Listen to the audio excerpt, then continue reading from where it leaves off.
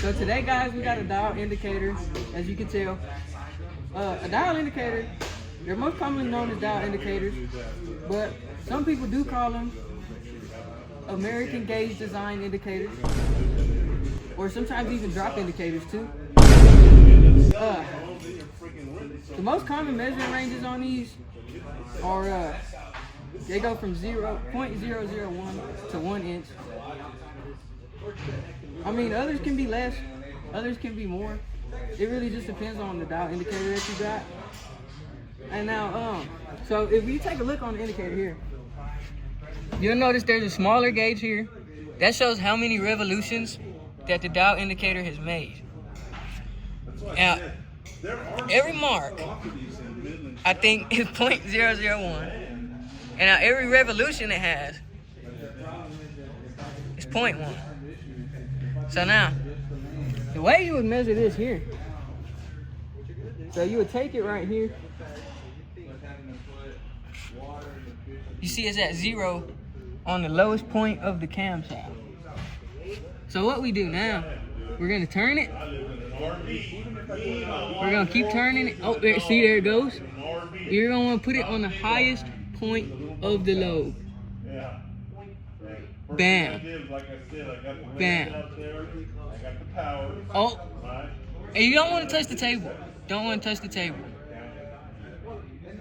Now we're going to turn it until it stops going up. So there we have it. 47.237. And now that is your cam lobe. And so essentially what you want to do that for is so if you have an out of whack cam, your engine's not going to run good. It's not going to run right. You're going to notice it. So if you have a capability to take your cam out of your car and use a dial indicator, you can tell for what yourself. You can tell what's wrong with the cam. And now I'll show you on another lobe here. So now I'm gonna show you on another lobe here.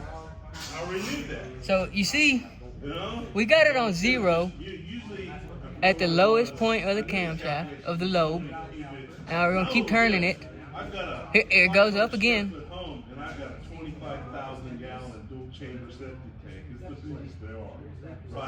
Now, as you can tell, this one is much bigger. This one is gonna be 2.047. I mean 0.237. I apologize.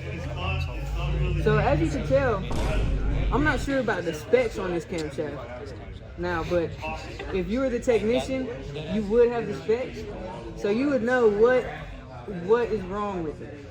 So now, another way you can use this actually is if you take it here.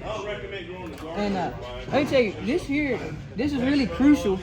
This is really crucial to the whole setup, because if you don't have a steady, flat, non-moving surface, the measurement's not going to be accurate. As you can tell, look here. See, just even the slightest movement.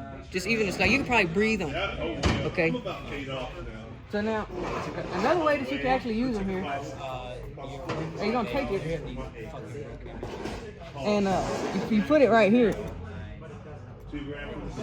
so you're going to put it right here. Make sure it's good and locked in here.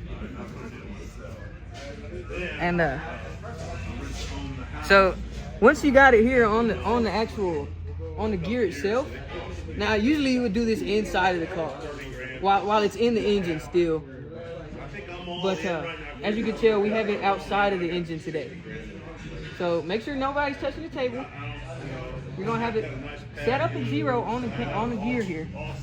And now to measure run out, what you would do now is just move the camshaft or the gear that you're doing. You can do this to any gear that's in your car, in your engine, maybe in your car too. I don't know. As you can tell, the cam is not wobbling inside of these shafts. So what that means is that there is no running. And that right there is how you use a dial indicator. And now, there is a couple things I missed at the beginning of the video that I would like to share.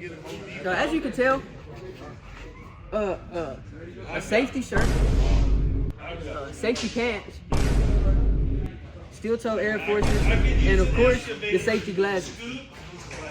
If you don't got your PPE in the shop, don't get in the shop.